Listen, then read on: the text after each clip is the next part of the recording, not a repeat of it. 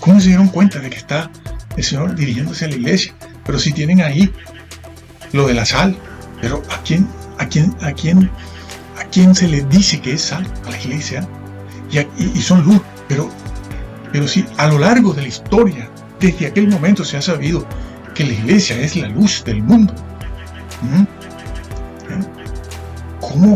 ¿Cómo dicen que esto es para judíos? Yo me escandalizo. Yo soy una persona muy mayor, pero muy mayor, aunque me conserve joven. Y tengo 42 años en esto. Y no dejo de escandalizarme cada vez que veo que estas personas son incapaces de corregir. Han tenido siglos para darse cuenta de que aquí se está hablando a la iglesia, la luz, la sal, y después que el Señor se dirige a los discípulos y los compara y les dice: ustedes van a ser los fundadores, pero que tu justicia, es decir, tu rectitud, tu conducta moral, tiene que ser mayor que la de esto, incluida la limosna, sí Señor, porque eso es moral.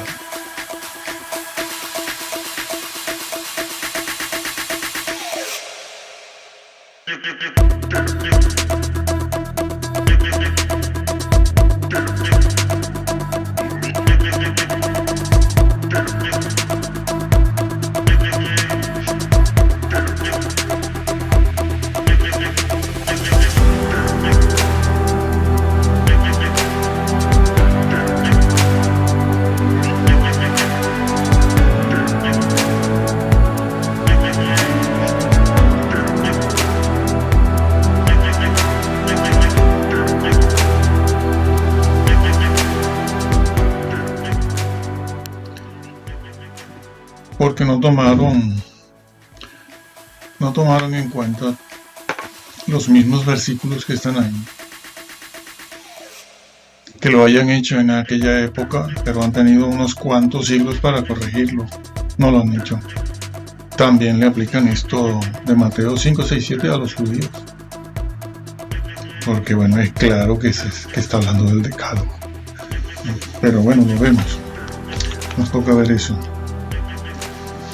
Mateo 5, es muy claro. Las bienaventuranzas, no vamos a leer las bienaventuranzas, vamos a leer lo que toca y que falta al vídeo anterior,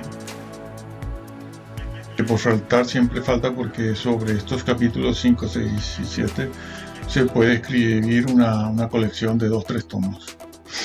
Bueno, el versículo habla de las bienaventuranzas, ¿no? Bienaventurado el pobre en espíritu, los que lloran, los mansos, bienaventurados todos ellos.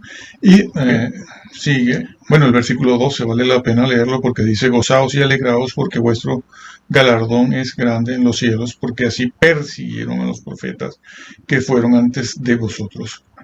Claro, les van a perseguir a estas personas por causa de la justicia, como dice todo el Nuevo Testamento. Por causa de la fe, no, por causa de la justicia. Entonces el versículo 13 dice: vosotros sois la sal de la tierra, pero si la sal se desvanece, ¿con qué será salada la tierra? Está ya en un contexto universal, y no solamente local o regional judío. No sirve para nada, sino para ser echada fuera y hollada por los hombres. Si la sal pierde su sabor, o si su sabor empieza a aminorar, a desfallecer, desvanecerse, dice aquí, ¿para qué sirve entonces? Bueno, lo niegan, dirán: no, la sal no puede perder su sabor. No, sí la pierde. El Señor no es tonto ni está hablando por hablar, no está diciendo algo que no esté dentro de una situación real, una situación real, posible. Y de hecho Él lo está diciendo porque eso ha sido así en mayor o menor medida a través de la historia, y sobre todo al final de la historia será completamente real. No sirve para nada sino para ser echada fuera y hollada por los hombres. Luego habla de la luz del mundo. Vosotros sois la luz del mundo. ¿De quién dijo Jesús estas dos cosas? Por ejemplo, que lo va a demostrar en el discurso que está más abajo ahora. ¿De quién dijo esto? ¿A quién está hablando el Señor? ¿A quién está hablando el Señor? ¿A quién? Está hablándole a sus discípulos. ¿Y cómo los va a calificar a sus discípulos? Los califica dentro de la iglesia. Ya aquello era la iglesia, aquello era la iglesia, lo que será futuramente la iglesia en los términos que nosotros conocemos. Hoy en día. Esa es la iglesia. Se está dirigiendo a sus discípulos que van a fundar la iglesia en esa nueva etapa. Pero esa asamblea, los venidos afuera, eso viene del Antiguo Testamento, la iglesia. Entonces, eso es, el Señor está hablando de la sal. Está hablando de la sal, está hablando de la luz. Ustedes son la sal, ustedes son la luz. Ya les ha dicho que van a ser perseguidos por causa de la justicia. Eso es lo que está dicho, ¿no? Por causa de la justicia en todas partes. Bueno, se lee. Bienaventurados sois cuando por mi causa os vituperen y os persiguen y digan toda clase de mal contra vosotros mintiendo. Muy bien, aquí se habla por causa de Jesús. Y otros versículos arrojan muchas más ideas porque dicen, Pablo y Pedro, dice por causa de la justicia. Bueno, por causa de Jesús, vamos a ver lo que dice Jesús aquí, entonces en esto. Entonces está diciendo eso, y ya empieza a verse en qué escenario se está ubicando el Señor en el Sermón del Monte, diciendo estas cosas. Porque esto de la sal y esto de la luz está dicho a la iglesia, no es solo para judíos, es para judíos y es para los gentiles que se irán añadiendo, como ciertamente va a decir ahora. Porque ahora dice, no penséis que he venido a abrogar la ley. ¿Por qué Jesús dijo esto? Porque habían quienes pensaban que el Mesías o alguien vendría y quitaría la ley. Siempre han habido de esos en todas partes, en todos los tiempos. Pero el Señor, claro, ya se está ubicando en ese contexto universal. Y dice algo, esa sal, si pierde su sabor, no sirve para nada. Ya está dejando de entrever en este mensaje del Sermón del Monte, capítulos 5, 6 y 7, que es posible, como hemos visto en los vídeos anteriores, que es posible caer, sí señor, en pecado y ser condenado definitiva y totalmente. Está esa expresión echado fuera, ¿no? Aquí dice ser hollada por los hombres, y en otras partes dice echado a las tinieblas de afuera. Frase que le han quitado su gravedad a estas personas, ¿no? Con este tema del puño alzado y todo lo demás. Entonces, está diciendo eso. Y entonces es cuando pasa, no hay una interrupción en su mensaje, que no les confunda el título que está aquí. Jesús y la ley, ¿no? Hay una continuidad en su mensaje. Y entonces dice, no penséis que he venido a abrogar la ley, sino a cumplirla. Y entonces pasa a decir todo aquello. Mi palabra no pasará, cielo y tierra pasarán, pero mi palabra no pasará. Y ya le está dando un valor eterno, permanente, a su palabra. ¿Cuál palabra? ¿Cuál? ¿Qué es lo que no pasará? Lo va a decir a continuación. Lo va a decir a continuación. Porque hay una unidad de tema en todos estos capítulos hay una unidad de tema. Hay una unidad de doctrina, hay una unidad en la exégesis. El Señor no está seccionando, que es lo que hacen estas personas. Seccionan, de aquí para acá es para judíos, este trocito es para cristianos y estos otros para los ateos. Pero si hay una unidad de pensamiento, no me lo cortes, porque entonces no hay quien entienda la Biblia. No hay quien entienda la Biblia. A menos que haga el curso que tú me estás ofreciendo. Pero yo no voy por ese curso, yo voy por la Biblia. Yo voy por aquí. Entonces, el Señor está diciendo eso. Mi palabra no pasará. Y por eso Él dice, yo no he venido a abrogar la ley. Algunos creen que la ley va a pasar. pero mi palabra no va a pasar. El cielo y la tierra pasarán. Y hay algunos que creen que la ley terminará cuando termine la tierra esta y venga una nueva. No, no. Olvídese de esas ilusiones, porque está pensando en el cielo y en los goces eternales en función de los goces terrenales. Y ya todos sabemos en lo que piensan algunos. Yo no lo voy a tratar aquí. Entonces, cielo y tierra pasarán, pero mi palabra no pasará. Y entonces, con eso ya empieza o continúa dándonos a entender que Él nos va a abrogar su ley, que su ley es de valor permanente, no es solo para judíos, porque los judíos sí van a desaparecer allí con el templo. En el año 70 se acaba todo, se acabó, pero su ley no se acabó, siguió en la iglesia. Y tan es así que Él dice, cualquiera que afloje. La palabra esa quebrantar en el griego todos lo saben ya, eso es ya de conocimiento popular.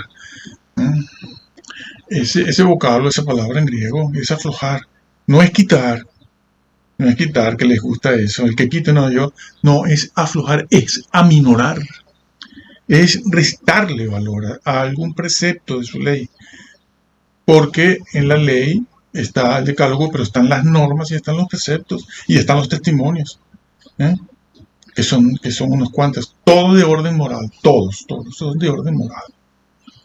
Y entonces el Señor lo ha dicho aquí. Cualquiera que afloje, aminore, eso es lo que hacen. Desde el momento en que un miembro de la iglesia, ustedes 4, ustedes 20, van y preguntan y dicen, señor pastor, o señor obispo, señor padre o cura, y esto aquí, no te preocupes por eso. Esas son cosas pequeñas, insignificantes. Tú vive tu vida feliz y tranquilo, tú ven aquí y ya está. Sí. A veces puede que tengan razón en alguna cosa y otras veces te están enviando a la ajena directo, porque están aflojando, y venga, y esto que Roma sí cree en los mandamientos, siempre ha creído, siempre.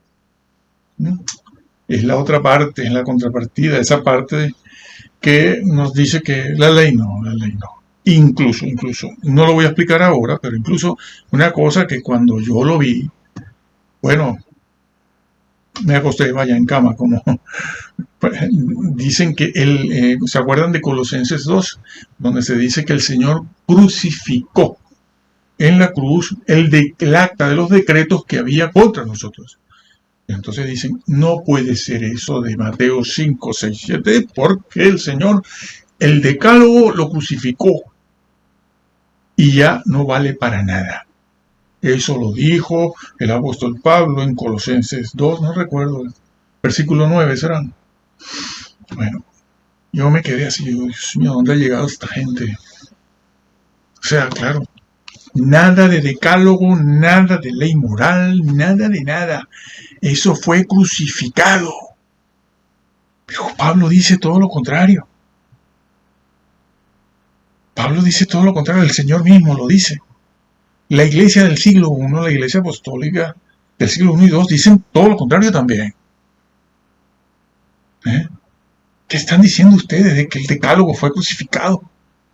¿Qué entienden ustedes por el acta de los decretos que habían en contra del hombre? Han entendido mal eso, Eso es un horror decir eso. Y va contra lo que el Señor está diciendo aquí en Mateo 5, 6, 7. ¿Qué han hecho? Y no corrigen.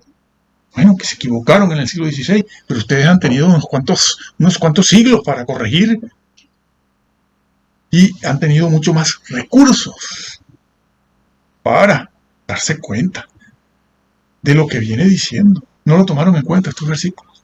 No se ubicaron en el escenario donde está Jesús.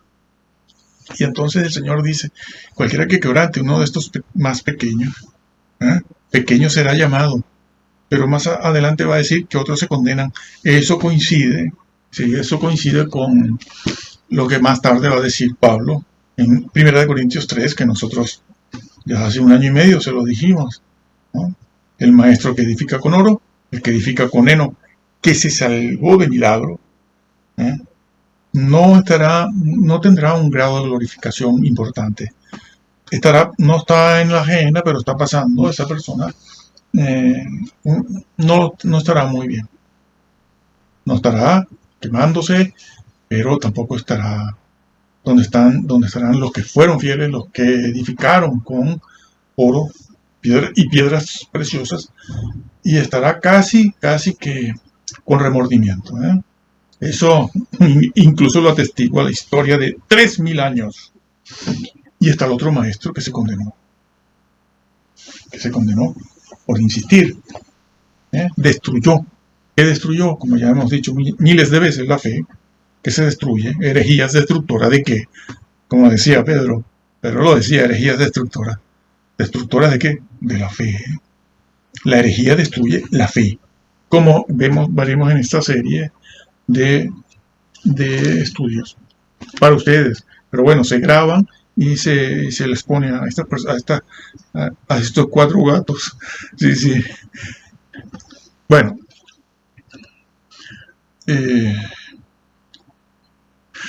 entonces dice, pequeño será llamado, aunque después va a decir que muchos no van a entrar, simplemente están condenados.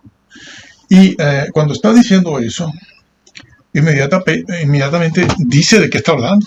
Está montado en ese escenario de la iglesia universal, donde su palabra no pasará jamás, aunque pase la tierra.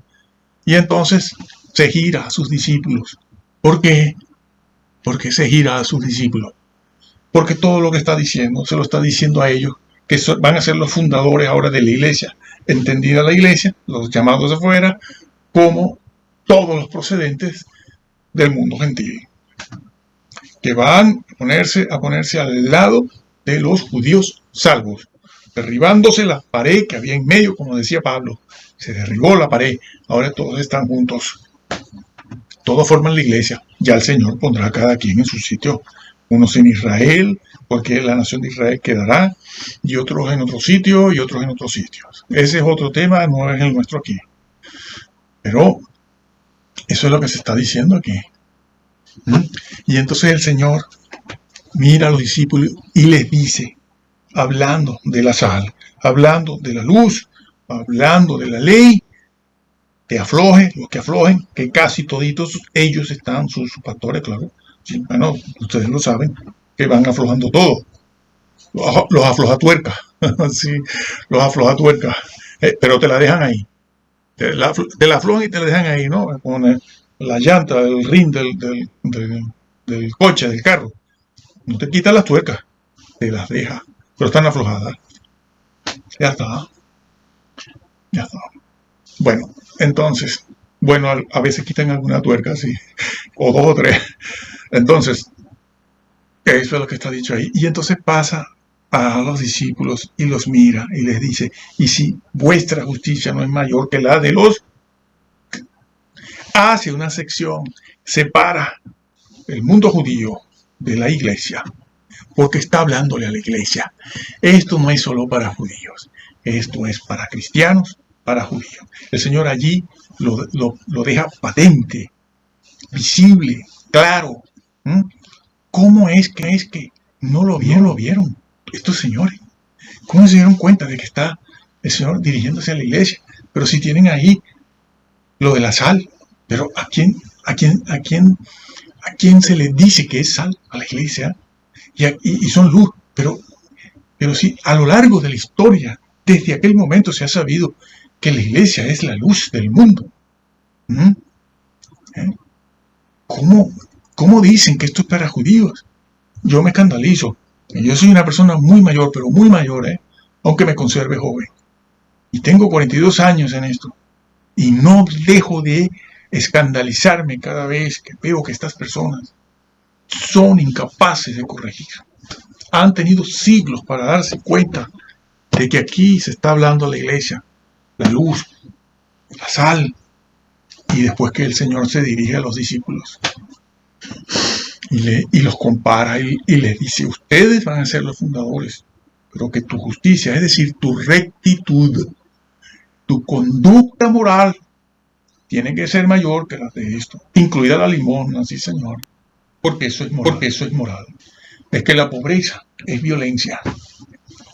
A ver si A ver si despertamos. La pobreza, la miseria, es violencia.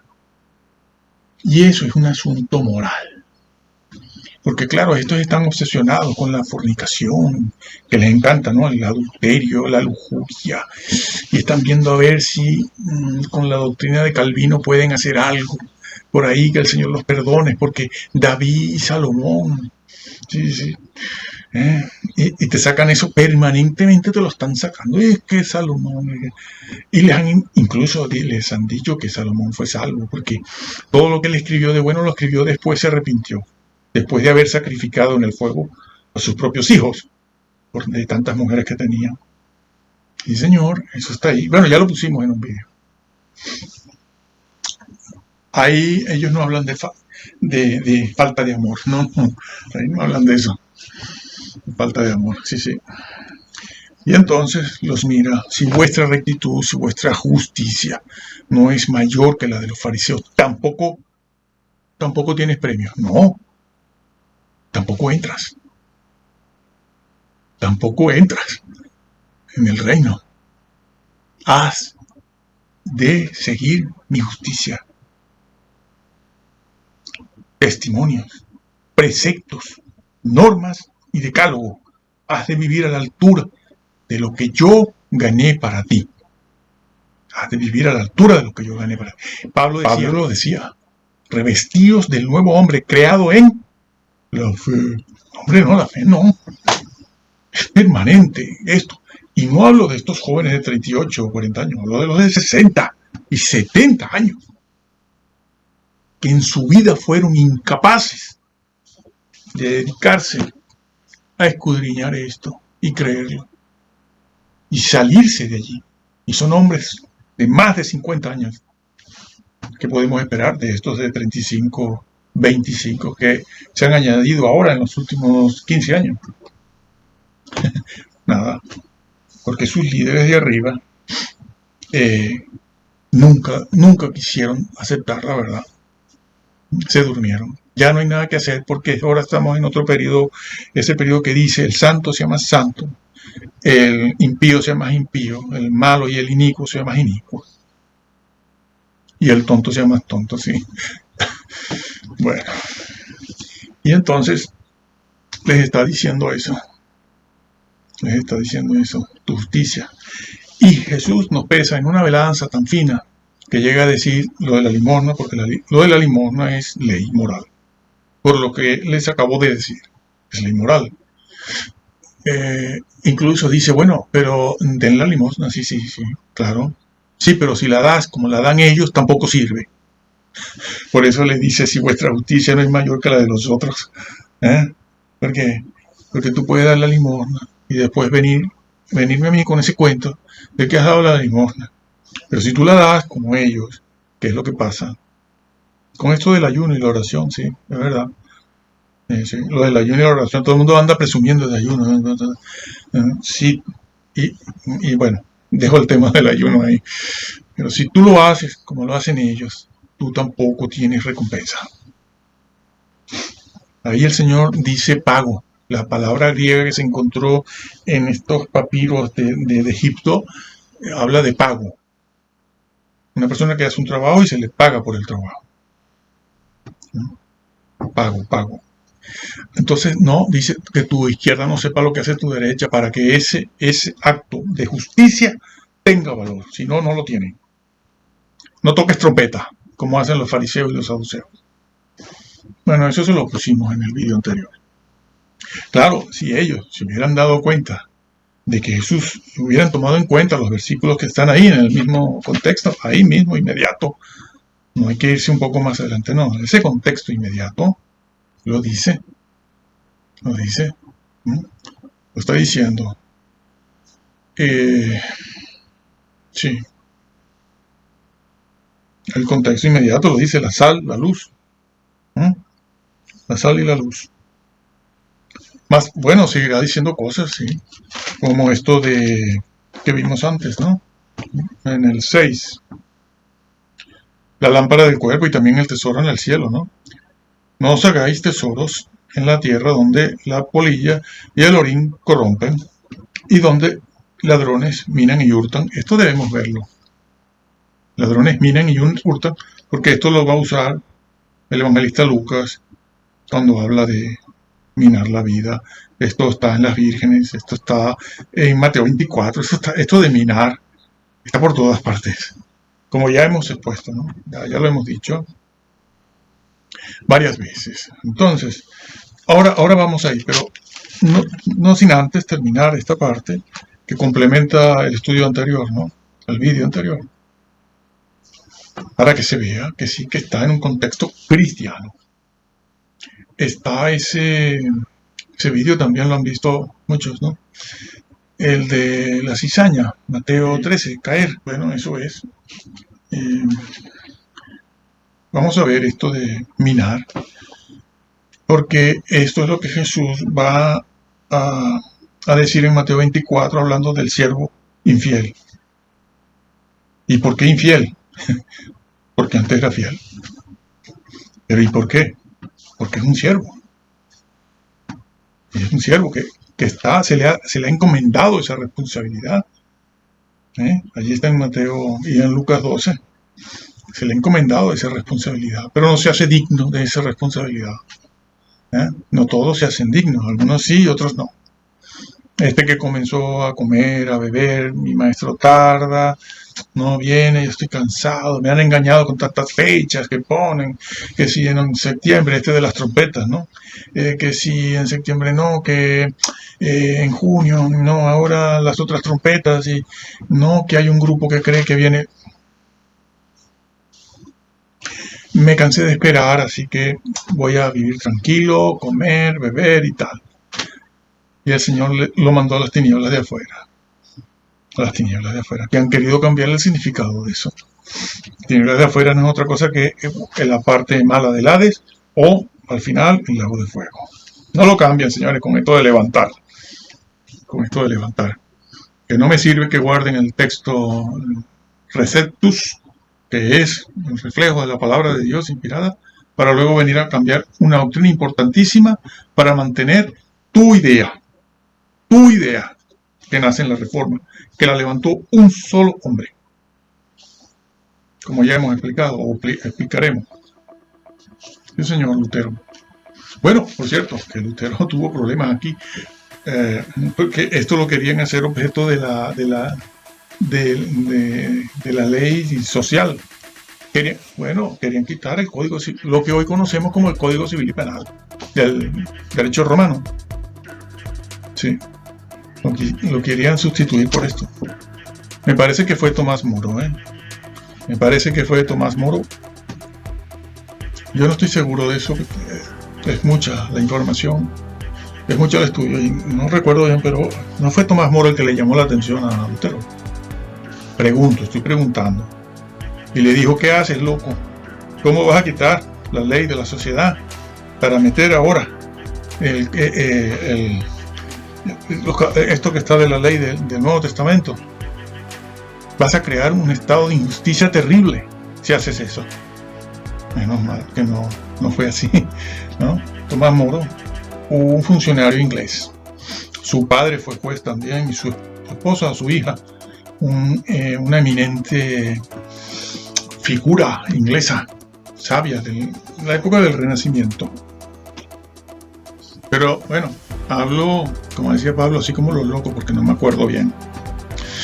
Bueno, entonces hay mucha difamación en eso. Han difamado a todo el mundo, estos señores, sea católico, reformado, han difamado, unos por una razón y otros por otra, al señor Erasmo. Pero es que esa misma acusación se la hicieron a Casiodoro,